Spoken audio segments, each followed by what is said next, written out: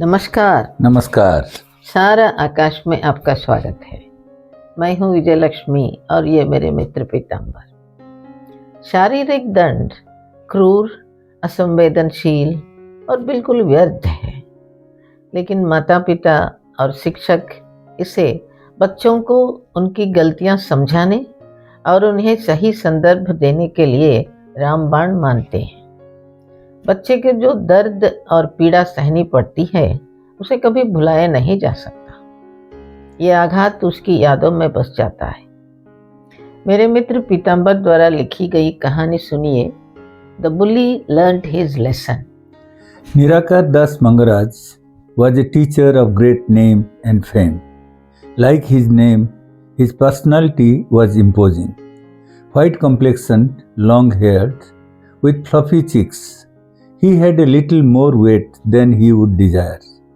When he joined the village school, he came with a massive reputation of what he was not: an actor, a writer, a singer, a choreographer, an astrologer, and a judge.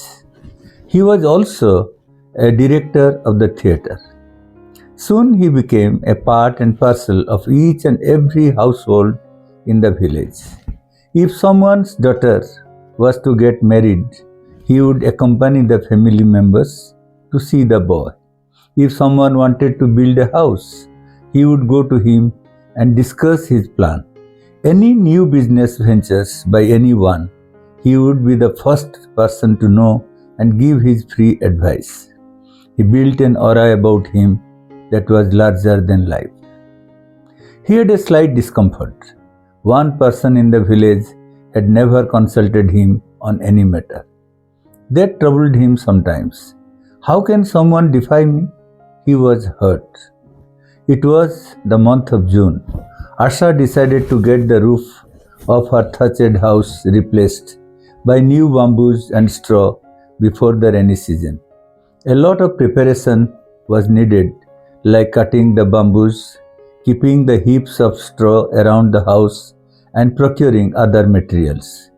Asha asked her two children to stay back at home for help. Parimal was thrilled. It was not for not going to school, but to be useful in an important work. Parimal had a great propensity towards all kinds of construction works. It was his dream that he would build a new house sometime in his life. The house was being renovated. He gained invaluable experience as he supplied the instruments or straw or bamboo or even water. He observed the workers in action. They, like artists, enjoyed their work. They taught him how to throw the straw bundles so as to reach the men on the roof.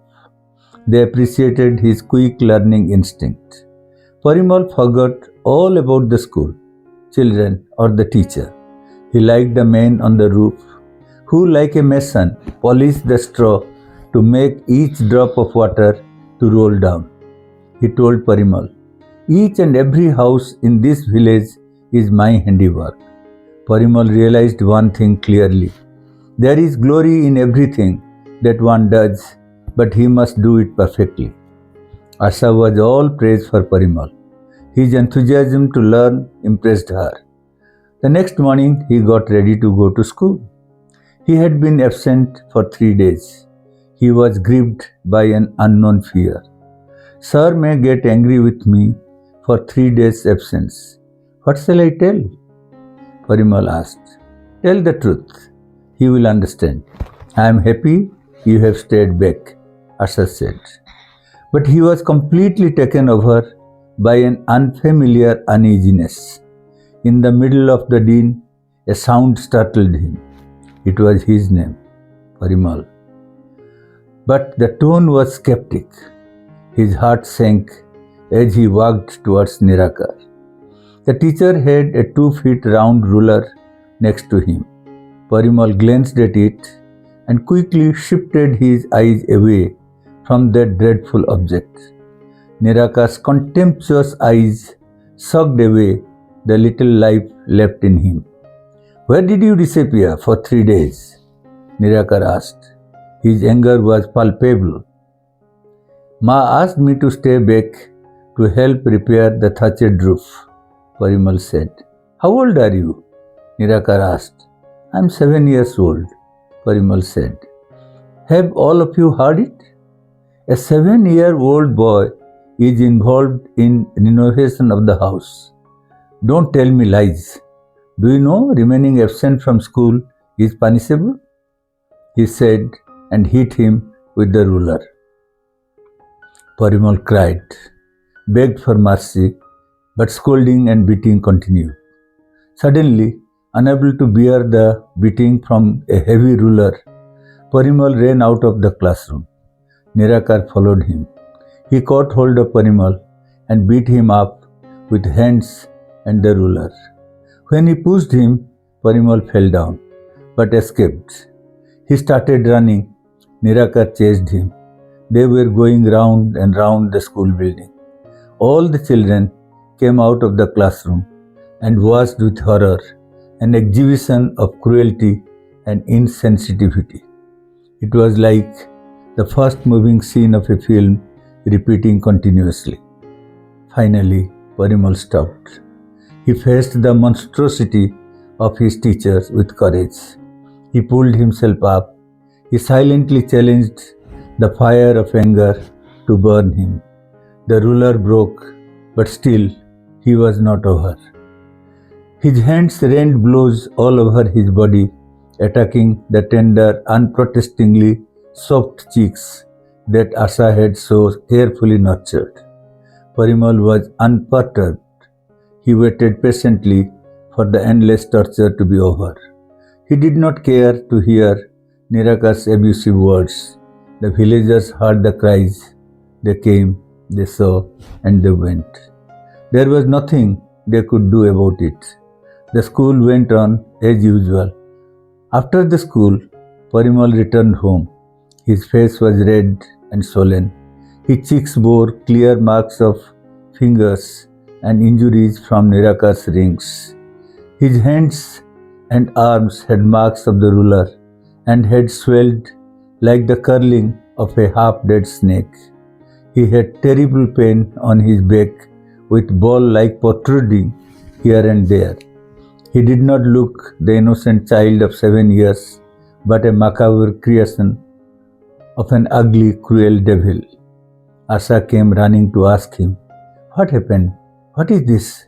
Who did this to you?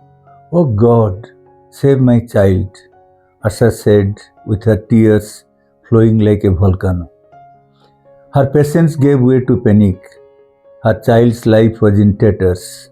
She could not imagine what Parimal must be going through. She swiftly moved into action. She massaged the whole body with hot oil. She decided to take him to a doctor of Ayurveda in another village. All the way, Asha was carrying him over her shoulders. Parimal finally found his heaven of bliss that lulled him to sleep. The doctor was shocked. He checked him thoroughly and said, Who has done this to him? Fortunately, he has not suffered any fractures, but there are internal injuries. He will have to go through the vapor treatment for 3 to 4 days. I will do the massaging myself with a special oil. You have to continue with it at home. Asha was silent. She had no tears, only pain that returned intermittently. After all the careful treatment, Asha tried to carry him over her shoulder. I am too big to be carried over your shoulders, Ma. Parimal spoke for the first time. They walked slowly. Asha broke down and said, You are very strong, but you are the strongest person in the world, Parimal said. When they reached home, many children and a few villagers were waiting to see him. The women were watching from behind the fence. Without even exchanging a look, they entered the house. Parimal sat on the bed, but in the next moment, he went to sleep. Daksha heard on the way the heartbreaking news. He was breathless when he reached home.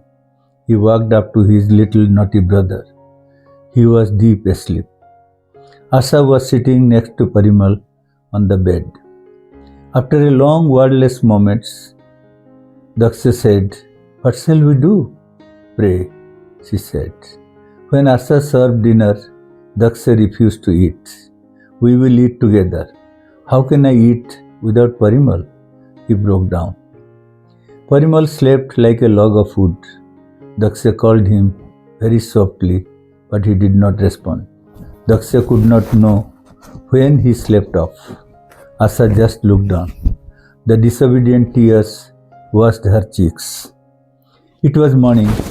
Asha did the morning chores and worshipped Lord Krishna. All she said to Lord Krishna was, "You know everything."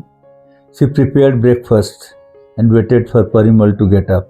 She asked Daksha to have breakfast. He refused again. It was lunchtime, but Parimal was still asleep. At around 4 o'clock in the evening, Parimal broke the longest silence. "Ma, I'm here. She was anxious. "How are you feeling, my little brother?" Daksha said. Parimal gave a feeble smile. Soon there was some activity in the house. They had their lunch and immediately left for the doctor. He was sleeping. I did not wake him up. Asha said to the doctor, "You have done a very good thing. I forgot to tell you not to disturb his sleep. The deep sleep will do a world of good to him," the doctor said. For the first time in 2 days, Asha smiled. Her smile was like the first rays of the new sun, signaling light and hope. Daksha heaved a sigh of relief. On the third day, the doctor said, "There is no fear of clotting of blood anymore. His body is supple and normal, but his mind will take some time. The trauma is too deep, but don't worry, he is brave." "Thank you, doctor. I am greatly indebted to you. You saved my child," said Asha. At around 4 o'clock in the evening, the teacher, Nirakar, knocked at the door. He stood before Asha like a man sentenced to death. He had lost his luster. The questioning eyes of the villagers troubled him. Asha's silence crushed him completely. Asha offered him a chair, but Nirakar remained standing. "Why did you do this to my son?" Asha asked firmly. He stood like a statue. "I will tell you why. You have a grudge against me for not seeking your advice. I hear that you have discussed this with others.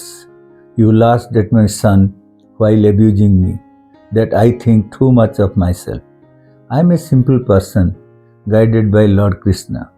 You should not be disappointed," Asha said in a sober, soft, yet in an assertive tone. "Please forgive me," Nirakar begged. There was silence again. Parimal listened to his mother. He was so proud of her. "Can I meet Parimal if..." Nirakar fumbled in an apologetic tone. Parimal came out of the room with folded hands. Nirakar didn't allow him to touch his feet. He knelt down and hugged him and said, "Can you ever forgive me, Parimal?" Nirakar washed him with his tears. Thank you. यह उन अनगिनत बच्चों की कहानी है जो शिक्षकों के उस अनुचित क्रोध का शिकार बन जाते हैं, जिससे उन्हें दूर रहना चाहिए। आशा अपने 2 छोटे बच्चों के साथ अकेली थी और उसे असहनीय पीड़ा और एक अनकहे डर का सामना करना पड़ा। क्या परिमल इस दंड को कभी भूल पाया होगा? आज के लिए बस इतना ही।